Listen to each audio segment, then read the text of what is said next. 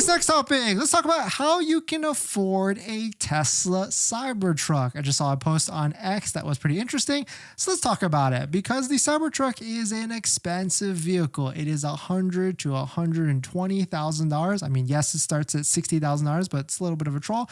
But let's talk about it. But if you're just joining in, my name is Dennis. I love talking about Tesla deal hacking, so definitely hit that subscribe if you're interested. So right now with a Tesla Cybertruck, yes, there is the $60K base price point, $80K, and $100,000. But right now, of course, there's that Foundation Series upgrade or a Foundation Series package, which is a $20,000 package forced upgrade for sport markup on the Tesla Cybertruck. And so it brings it to $100,000 for the all-wheel drive version and $120,000 for the Cyber Beast version. But leave it up to Ethan. He posted this pretty interesting statement. So shout out to Ethan for posting this. 41 days until Cybertruck delivery. Here is my plan. Pay $100,000 for the dual all-wheel drive Foundation Series edition because it's marked up. Rent it daily for at least $400 a day. Ethan is an avid Turo renter, so kind of makes sense that he is really apt to be able to do this.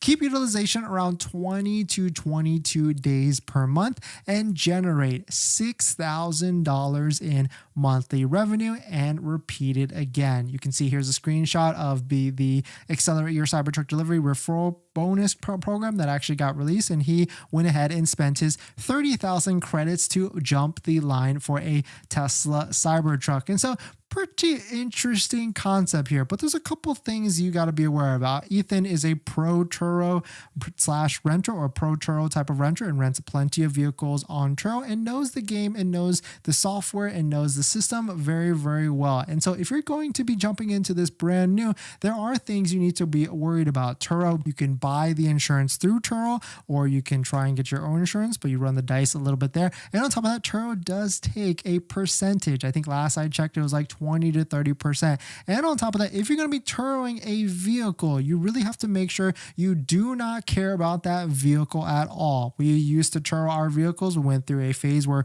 we were Turoing our Model 3 and Model Y. There's actually a video on the channel about it. And we basically lost the Model Y and we had to go repo that Model Y, even though it's not really losing it because it does have a GPS tracker on it, but we had to go repo it because the driver went MIA. And on top of that, the Model 3 and I guess the Model Y, all 4 rims had curb damage, which was, knock on wood, the worst damage that the vehicles had taken. So you really have to not care about the vehicles that you put on Turo or rental. I mean, take a look at any of the vehicles that were in the Hertz fleet. Most of them got pretty banged up for driving around and being a rental service. So these numbers on the paper do sound great and can be done, but you really do not care about that vehicle and or be hyper focused on making sure if the vehicle is damaged, you are hitting that renter with every single damage every single time, which kind of could go against time of the cost generation or income generation from that. But still, nonetheless, a great idea. And I've always said if you're going to be buying a vehicle, definitely put it to work